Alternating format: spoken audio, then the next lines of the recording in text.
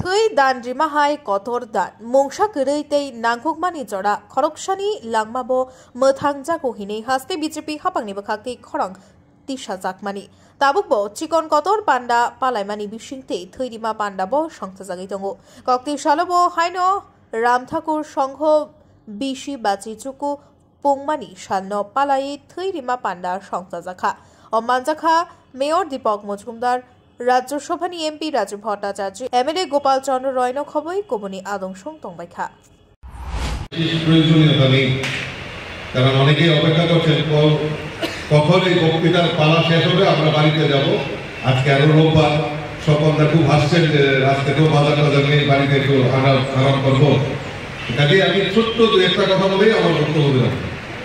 দেখুন রাম ঠাকুর সংঘ সম্পর্কে রাম ঠাকুর সংঘের আজকে 59তম প্রতিষ্ঠা বার্ষিকী আমরা উদযাপন করছি। এটা আমাদের কাছে গর্বের বিষয়।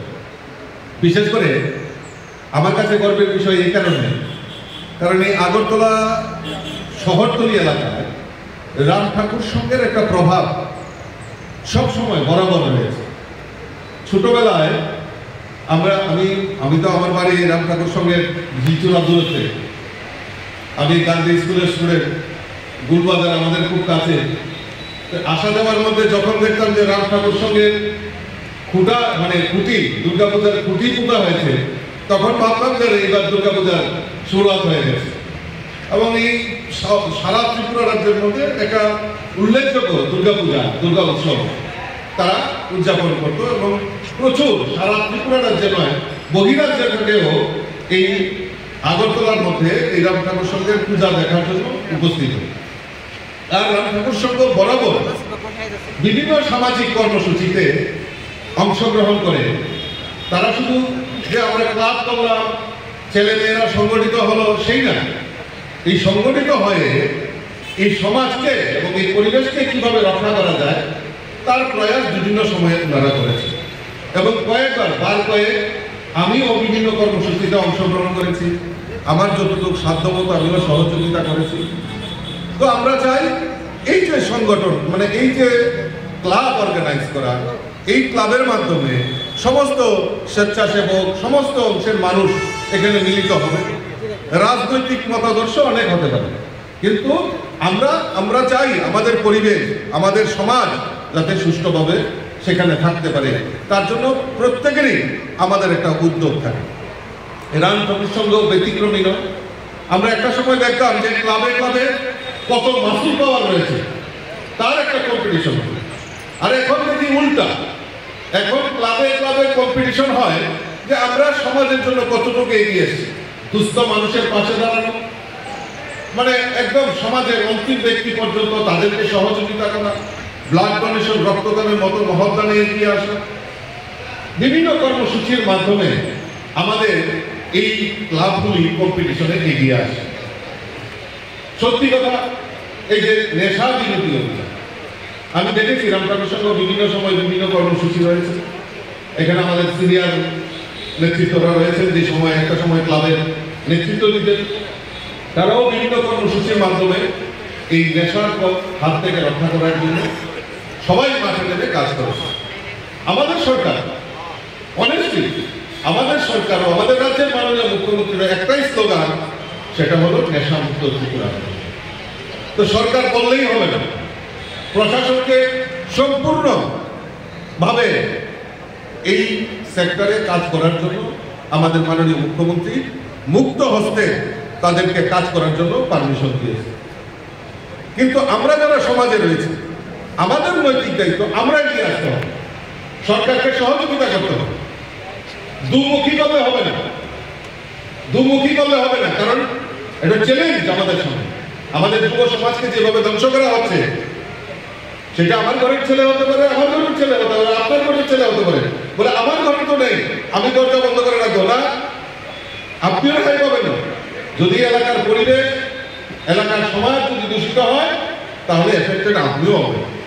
তো কাজেই আমাদের সবাই একতাবদ্ধ হয়ে এই সরকারকে সহযোগিতা করতে হবে।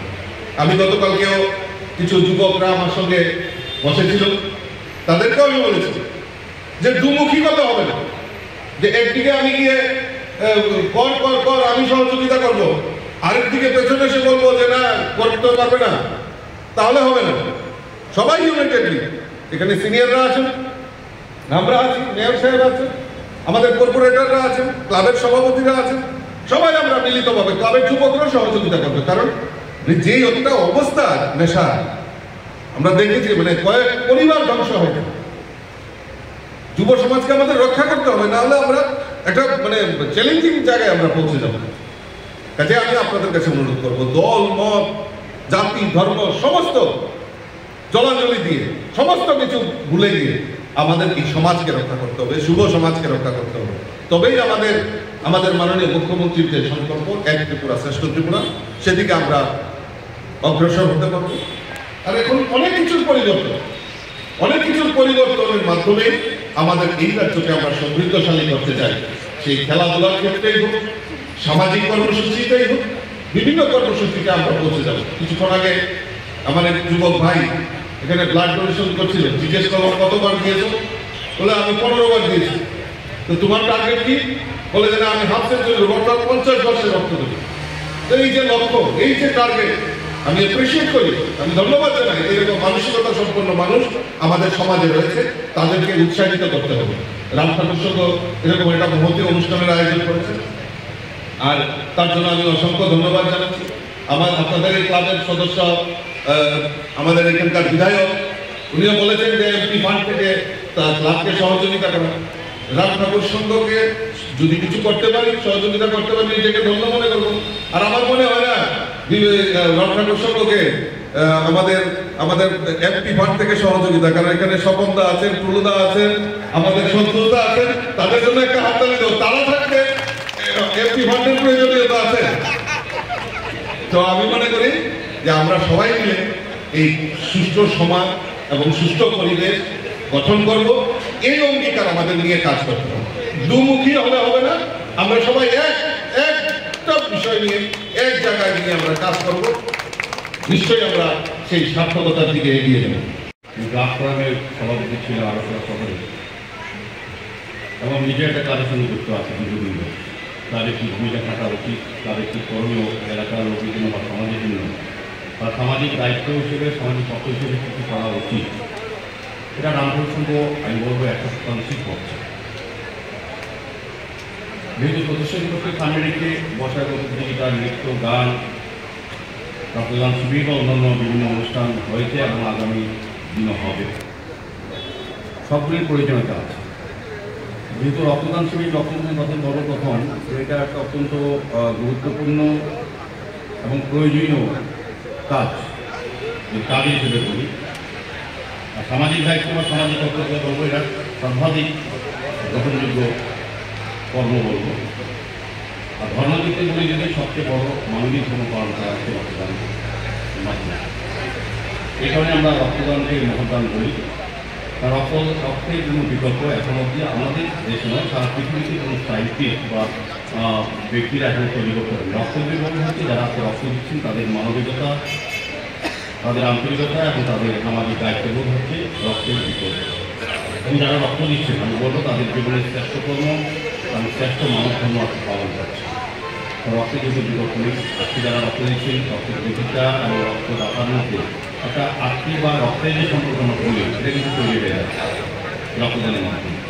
আর আমাদের রাজ্যে 12টি সরকার অনুমোদিত ব্লাড ব্যাংক এবং 2টি বেসরকারি অনুমোদিত ব্লাড ব্যাংকে রক্তের চাহিদা এবং যোগানের মধ্যে ভারসাম্য রক্ষা করে আমাদের রক্তদান উৎসব বা রক্তদান শিবির স্বেচ্ছায় যারা রক্তদান করেন। আমাদের যে রক্তের প্রয়োজন আছে আমাদের মধ্যে ব্লাড ব্যাংকে কোনো কারণে যুদ্ধপুজোর সময় হোক বা ইলেকশন কোনো হোক, তখন রক্ত স্বল্পতা দেখা যায়, তখন মানুষ রক্ত দিতে চায় না, তখন বিভিন্ন কাজে ব্যস্ত হয়, আর তখনই রক্তের প্রয়োজনটা সবচেয়ে বেশি। কিন্তু তখন যারা স্বেচ্ছায় রক্তদান করে তারাই কিন্তু ভারসাম্য রক্ষা করতে পারে।